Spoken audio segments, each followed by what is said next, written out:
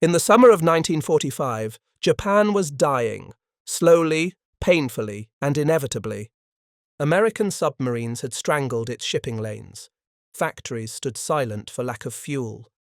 Entire cities, Tokyo, Osaka, Kobe, Nagoya, were smouldering ruins, burned in night after night of incendiary raids by the US Army Air Forces. But even with the war all but lost, there were still pockets of industry Japan relied on to keep its war machine alive. One of those pockets was Toyama, a city most Americans had never even heard of. Nestled on the northwestern coast of Honshu, far from the more famous urban centers, Toyama was considered safe by many of its citizens. It had never been attacked during the war. Children played in the narrow streets, farmers brought rice into the markets. Shopkeepers opened each morning as if the war were something distant, something happening to other places. But what most civilians didn't know was that Toyama was far from unimportant. Despite its modest size, Toyama was a major producer of aluminum, ball bearings, machine tools, and chemical products, materials absolutely essential to Japanese aircraft and weapons factories. Even more importantly, it served as a key transportation junction linking multiple industrial zones in central Japan. Its factories were spread through residential blocks, hidden inside wooden neighborhoods, the way Japan had deliberately designed many war industries. To American intelligence analysts, Toyama wasn't a minor target. It was a raw nerve, a place where cutting a single line could cripple several branches of Japan's already fragile war infrastructure. Still, General Curtis LeMay, commander of the 21st Bomber Command, did not initially target the city. His B-29 superfortresses were focused on heavily populated and heavily industrialized cities. Tokyo had already been devastated. Osaka had been burned repeatedly. Kobe was a memory whispered through smoke. Toyama remained untouched until late July, when a series of detailed aerial reconnaissance photographs revealed the truth. Toyama was 99% flammable. The city was built almost entirely of wood and paper. Houses were packed tightly together. Factories sat hidden between them. And unlike Tokyo, where winds during earlier raids had dispersed the flames, Toyama sat inside a narrow plain that acted like a giant furnace chamber when heated.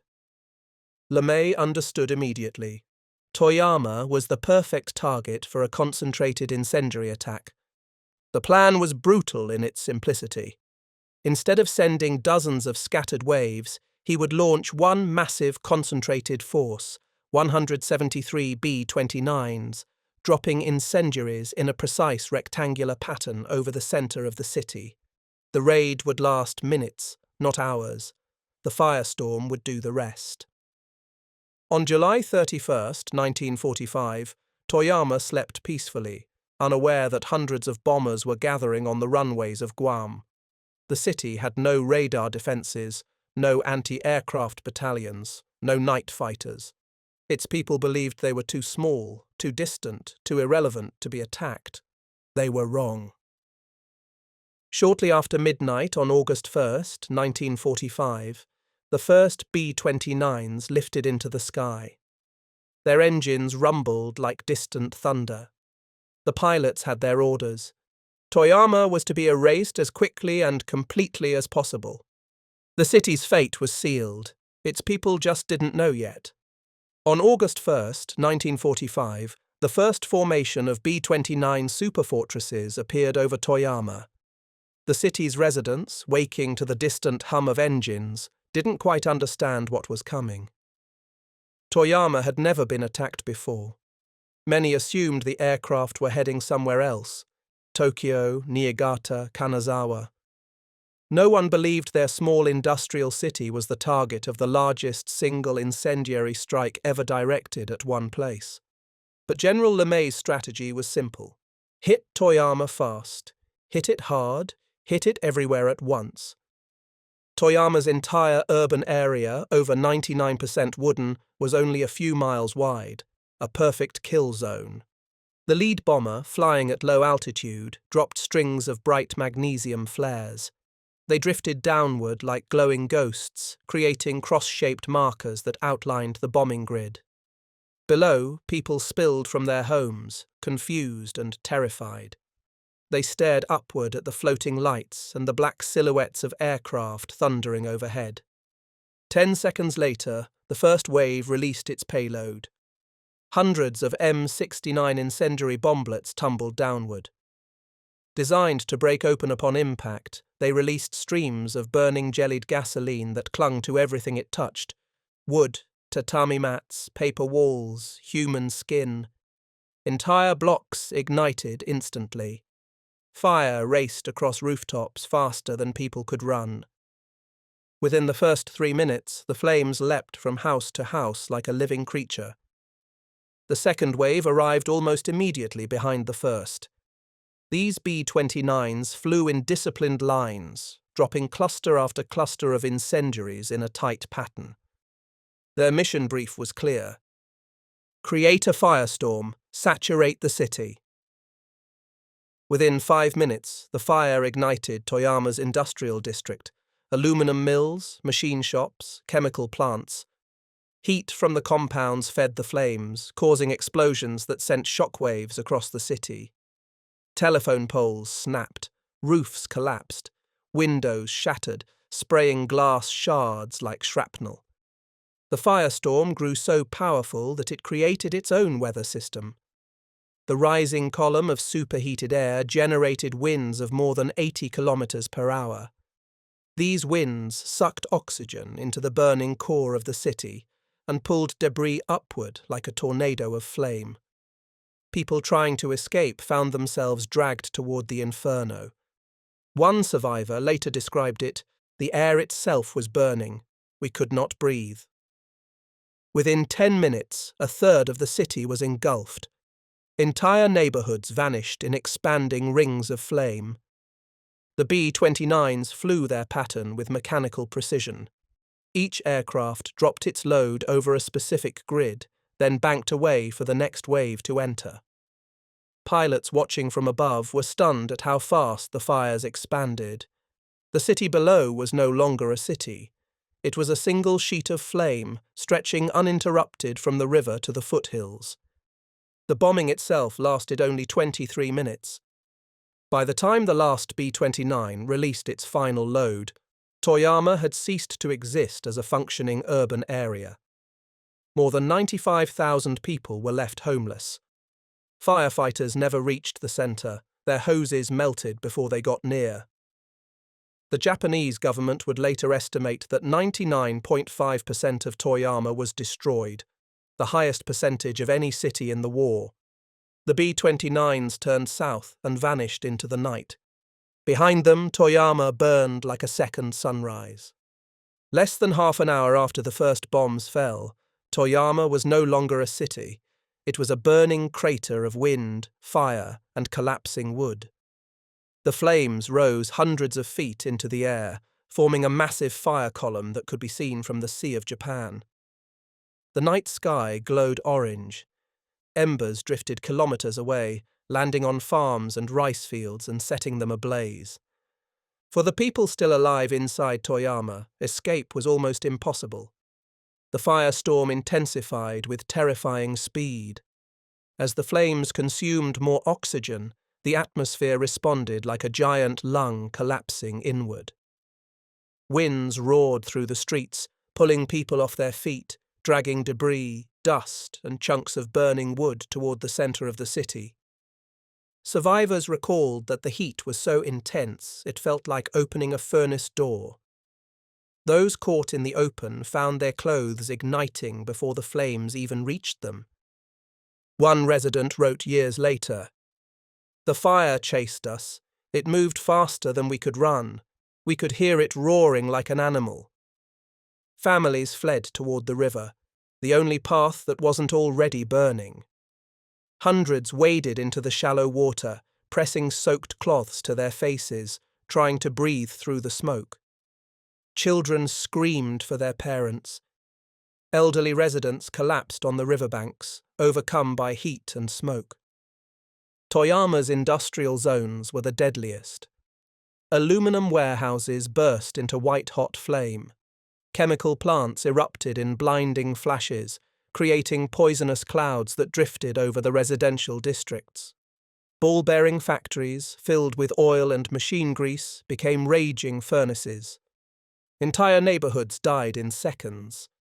Those who sought shelter in basements or dugouts soon discovered the awful truth: firestorms consume oxygen. The superheated winds sucked the breathable air out of the ground-level shelters. People suffocated in darkness, unaware that the temperature above them had already passed 800 degrees Celsius. Toyama's firefighters tried to respond, but they were powerless. Hydrants melted. Water lines burst. Fire hoses caught fire before crews reached the front lines. The heat scorched their protective gear instantly. Firemen dropped where they stood, overcome by radiant heat. Even the city's fire trucks became useless metal skeletons, burned out and collapsed in the streets. Within 20 minutes, Toyama had no functioning fire department left. As flames engulfed every district, residents ran toward the rice paddies on the outskirts of town. But wind-driven sparks ignited the dry summer fields. Flames leapt across canals and roads. People collapsed from heat exhaustion, then disappeared beneath advancing waves of fire. The lucky ones reached open farmland and lay flat, covering their heads with wet clothing. Many stayed there until sunrise, breathing through mud to avoid the smoke. When the firestorm finally weakened around 2 a.m., it left behind silence. No cars, no bicycles, no voices. Only the faint crackling of wood collapsing into ash. Toyama had been wiped from the map. When the sun rose, survivors saw a landscape that looked like the surface of another planet. Houses were gone, nothing but blackened outlines where foundations had been. Streets had vanished, replaced by fields of ash. Bodies lay in collapsed positions, some reaching toward the river, others curled in protective postures. The air smelled of smoke, chemicals, and burned earth. It had taken just 23 minutes to erase everything.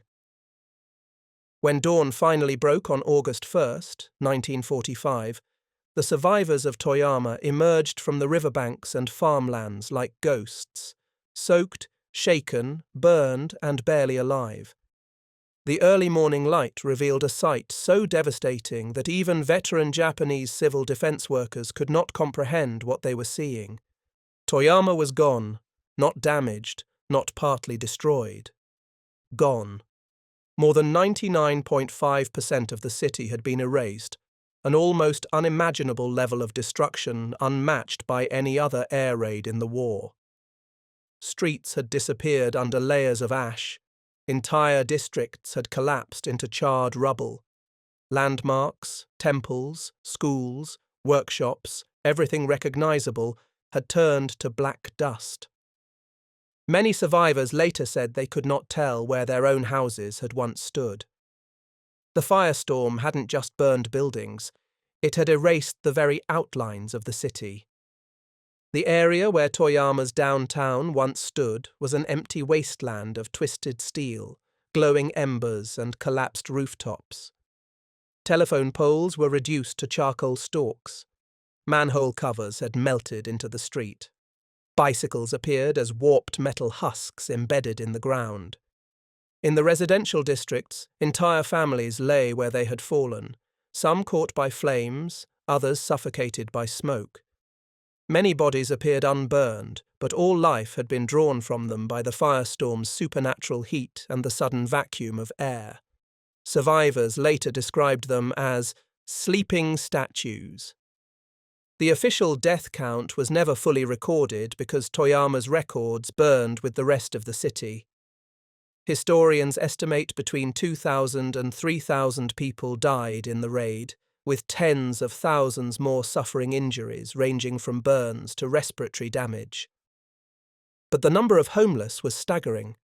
95,000 people, nearly every resident, lost their homes in less than half an hour. Some wandered through the ruins in shock, holding the charred remains of personal belongings. Others organized impromptu rescue teams, digging through still hot debris searching for relatives. Even Japanese officials were stunned. One internal government memo described Toyama as a city that no longer exists. Back on Guam and Tinian, the B-29 crews returned believing Toyama had been a secondary target, a small operation compared to Tokyo or Osaka. None of them expected to hear the strike described by intelligence officers in the way it would soon be reported. Toyama, destroyed, one of the most successful incendiary raids of the war. The 20th Air Force was stunned by the results. The destruction was so complete that Toyama became the highest percentage city ever destroyed in a single bombing raid, beating even Tokyo's infamous March 9th to 10th firebombing. General LeMay's assessment was blunt. The city burned exactly as expected. Despite the scale of the destruction, Toyama never became a symbol of the war like Hiroshima or Nagasaki. It had no atomic blast, no singular iconic image, no mushroom cloud to etch itself into world memory. Instead, Toyama vanished quietly, overshadowed by the nuclear strikes and the imminent Japanese surrender. But for the survivors, the memory never faded. The night the earth turned to fire, the wind that pulled people into the flames, the sky glowing like a second sun, the silence that followed. Toyama was the most completely destroyed city of World War II, and the world barely remembers it.